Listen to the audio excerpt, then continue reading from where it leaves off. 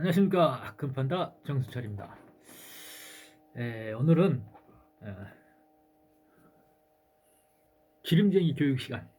뭐 내가 뭐 누구를 가르칠 입장은 아니지만은 그래도 조금 어,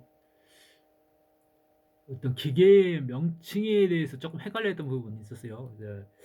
우리가 엔진에 보면 제네레이터가 있는데 뭐 정비소에 가면 그렇죠. 뭐 알터네이터라고 그러죠. 알터네이터. 근데 왜 제네레이터라는 명칭이 있는데 왜 알터네이터라고 그럴까? 그게 궁금했어요. 그래서 근데 그 알터네이터의 어원이 이제 우리가 그 딥랭이라는 그 저기 저 번역 프로그램 띄워보면 알터네이터 뭐 대안, 대체, 교체 그런 뜻이잖아요. 근데 결국은 알터네이터라는 말은 발전기의 제네레이터의 종류죠. 제네레이터의 종류.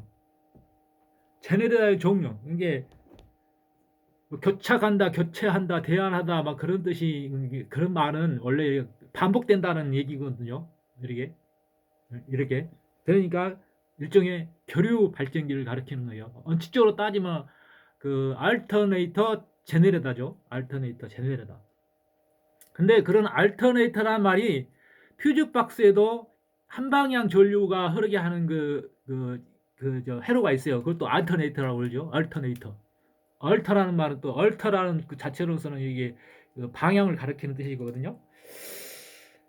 그래서 이제 그런 말장난에서 조금 우리가 많이 헷갈리죠. 그런 게. 그래서 나는 이제 그 퓨즈박스에 알터네이터를 갈아주세요. 내가 정비하다가 그 쇼트 나가지고 그게 나갔거든. 그래서 알터네이터를 갈아달라고 했더니 이것들이 제네레이터를 갈라 그러는 거야. 그래서 이거 알터네이터 아니냐고 내가 그랬거든. 근데 나도 무식했던 거지. 근데 이제 제네레다가 이제 그 직류 발전기가 있고 교류 발전기가 있는데, 예, 직류 발전기는 뭐라고 그래? 다이렉트 어쩌고 저쩌고 뭐 그래야 되는가?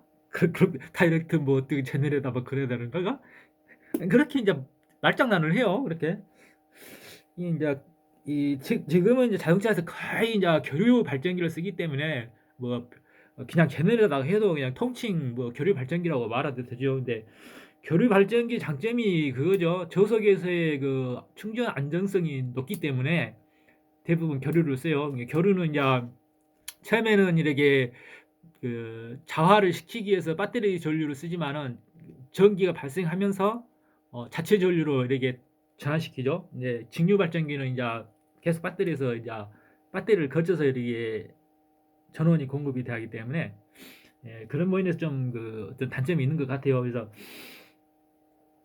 저속에서의 충전 안정성 그리고 충전기 전기라는 것도 품질이라는 게 있잖아요. 그래서 충전 안정성이 좋아야지 이렇게 더 어쨌든 간에 효율이 좋은 걸로 써야 되는 거예요. 그래서 교류 발전기는 이렇게 처음에는 이렇게 우리가 그 교류 발전기를 테스트할 때에 이렇게 뭐 전압 시험, 전류 시험 그렇게 하잖아요. 이게 전압이 낮으면 배터리를 갈아야 되고 전류가 낮으면 제네레이터를 갈아야 되고 그런 게 있어요. 네, 기승장 시험이 나옵니다. 그리고 이제 제네레다에서 이렇게 이제 우리가 제네레다의 전류 안정성이 좋아야 된다. 그리고 제네레다를 알터네이터라고 하는 이유가 교류 발전기라는 의미가 있다. 그리고 우리가 전기의 흐름이라는 것도 헷갈리죠. 전기라는 것은 마이너스 전자가 흘러서 그 일을 하는 건데 우리가 플러스 마이너스 단자가 있잖아요. 배터리에 보면은 그럼 전기는 어느 방향으로 흐르냐? 그것도 좀 헷갈리는 부분이 있어요. 왜 그러냐면 원래는 이제 마이너스에서 마이너스는 전자라는 뜻으로 마이너스로 써야 되고 플러스는 플러스라는 그 양전자라는 의미로 써야 되는데 원래 처음에는 이제 그런 것을 몰랐기 때문에 그냥 플러스에서 어 이게 플러스는 높은 쪽이고 마이너스는 낮은 쪽이고 그냥 그런 의미로 쓰였는지 모르지만은 어쨌든 전기는 플러스에서 마이너스로 흐릅니다. 헷갈리지 마세요. 나도 한때 또 마이너스는 그 마이너스 전자 음전자를 가리킨다 그래가지고 마이너스에서 이렇게 플러스로 흐른다라고 그렇게 얘기를 했는데 그것도 틀린 거예요. 그래서 우리가 이제 약속을 했는 것 같아요. 그렇게 플러스에서 이렇게 마이너스로 전기가 흐른다. 그래서 우리가 저 보면은 차체는 마이너스 전류고 플러스를 빨간 저기로 돼 있잖아요. 그러니까 원칙적으로 플러스에서 이렇게 빨간 거니까 마이너스 전자라고 생각하면 돼요. 그러니까 플러스 단자에서 마이너스 전자가 도선을 타고 마이너스 단자인 그쪽으로 흐른다. 그렇게 헷갈리죠. 이제 이해를 하면 헷갈리지 않는데 그게 좀 바꾸면 되는데 처음부터 약속을 해버렸기 때문에 그것도 바꾸기가 힘든가 봐요. 그래서 우리가 그 시행착오라는 게 있듯이 그 바꾸기랑 굉장히 힘든 거예요. 이게 바꾸기랑 힘든 거예요. 우리가 한번 길들여진 것은 바꾼다는 게 굉장히 힘든 겁니다. 그래서 그런 또 그렇게 바꿔놓으면 또 헷갈리는 사람이 있고 또 제대로 이제 논리적으로 아는 사람은 또 그렇게 쓰면 안 되는데 또 그렇게 쓰기 때문에 어쨌든 그렇게 어쩔 수가 없어요. 그냥 바꾸면 되지 뭐 시간이 지나면 괜찮겠지. 이렇게 이제 전기에 대한 제네레이터라는 알터네이터는 교류 발전기를 탄다 그렇게 이제 이해하시고 교류 발전기가 좋아요. 어, 기동 전동기에도 교류가 있고 직류가 있고 그런가? 보통 척이 기동성은 좋으니까 기동 전동기는 직류를 쓰는 것 같아요. 직권 전동기라고 그러죠. 직권 전동이라고 이렇게 이제 계속해서 쓰는 회전을 요구하는 하루 종일 돌리는 것이 아니고 순간적인 힘을 발휘하기 위해서는 직류가 굉장히 좋은 거예요. 직류 전압이 높잖아요. 그래서 직류로 이렇게 때려가지고 척이 기동성을 기동 회전력을 높이기 위해서 직권 전동기를 쓴다 그렇게 생각하시고 요즘은 이제 대체적으로 정비를 할 때게 뭐 기동 전동이나 제네랄 뭐 분해해서 고장 났을 때 분해해서 내부 부품을 가는 게 아니고 그걸 띄다가 재생 센터에 보내고 이렇게 재생해 놓은 걸 갖다 끼우죠. 뭐 그렇게 일일이 부품 내부에 뭐 브러쉬를 간다거나 뭐 그런 일이 없는데 이제 정비 기능사 시험을 볼 때는 정비 기능장이나 기능사 산업교사 시험 볼 때는 이제 그걸 또 분해까지 하는 거는 것이 있죠. 근데 그런 의미는 없는 것 같아요. 앞으로는 이제 모든 게 하이브리드 전기로 나오고 하이브리드 뭐 중장비는 하이브리드가 나온지 뭐 의미가 뭔지 모르지만 아마 수소 방식으로 수소 연료전지 방식의 어떤 전기 중장비가 나오지 않겠냐 하는 생각이 드는 거고 충전식이 힘들잖아요. 그래서 어쨌든 연료 주입식 마냥으로 뭐 수소를 이렇게 유조차가 지금 유조차냐면 옛날 다음에는 이제 수소 충전 유조차겠죠. 근데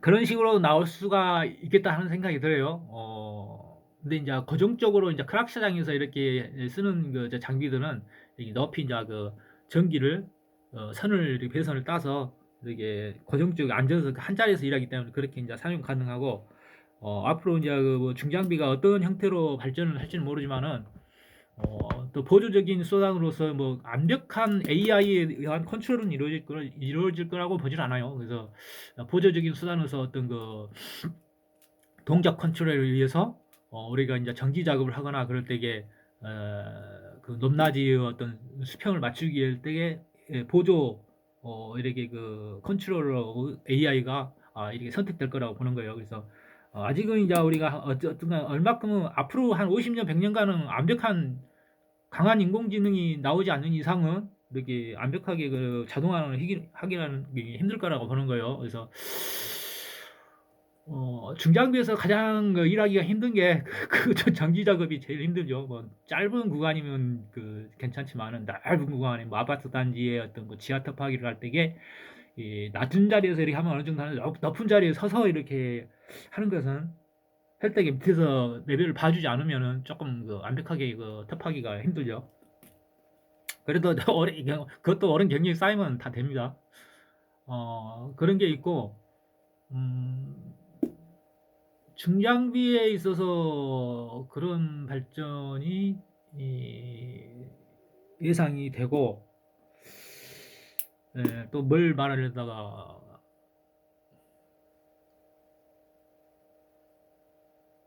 그렇게 될 것 같아요. 그렇게 될 것 같은데 어쨌든 앞으로도 이제 그 중장비가 얼마만큼의 최종적인 중장비의 모습은 그게겠죠. 마징가 제트지, 마징가 제트. 물론 현대적인 이런 그 중장비의 그런 모습은 없어지지 않을 거지만은 최종적인 어떤 중장비의 어떤 그 또 하나의 발전 가능성은 로보트입니다. 로보트. 마징가 제트. 마징가 제트가 나오면 기중기가 필요 없죠.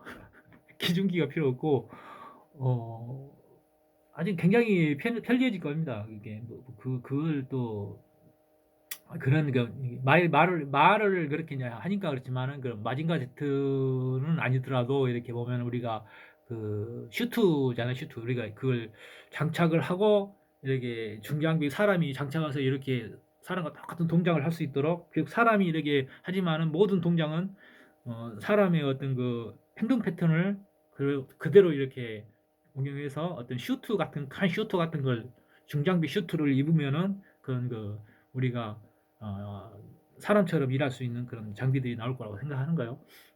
그렇게 될 겁니다. 좋은 세상이 오겠죠. 좋은 세상이 뭐겠어요. 인간이 마음 편히 살 수 있는 세상인데 지금 우크라이나에 전쟁하고 있고 중국이 대만을 치면은 북한이 한반도를 친다 하는 그런 시나리오가 있고 전쟁의 기운이 싹트고 있습니다. 그래서 너무 지금 안이한 생각으로 세상을 살지 말고 국제 정서도 살피고 이렇게 일촉즉발의 모든 문명이 한순간에 사라질 수 있는 그런 일촉즉발의 위기가 다가오고 있다는 것을 예, 아시기 바랍니다. 하기사 내가 죽을 때를 아는 것보다는 그냥 모르고 사는 게 마음 편할 수도 있어요. 그래도 전쟁이 일어나면 도망가지 마십시오. 도망가지 말고 그 동원령이 내리면은 참전을 하고 사람이야 나이를 먹어서 죽든 응? 좀 젊어서 죽으면 아깝지만은 50 넘었으면은 참전해서 국가를 지키다 전사하는 것도 굉장히 뜻 있는 것입니다. 그래서 아, 나라를 지킨다는 사명을 저버리지 마시고 우크라이나 전쟁 보면 일부 국민들이 막 도망가기 바쁜 사람도 있고 그건 배신자죠. 남의 덕으로만 사는 사람들이지. 남의 덕으로만 사는 사람들. 그래서 전쟁이 나면은 동원령이 내리면 꼭 참전을 하시고 나라를 지키겠다는 것이 어떤 권력의 삶을 살지 않겠다는 그런 의지하고도 같은 것이니까 그런 올바른 정신을 갖도록 하시기 바랍니다.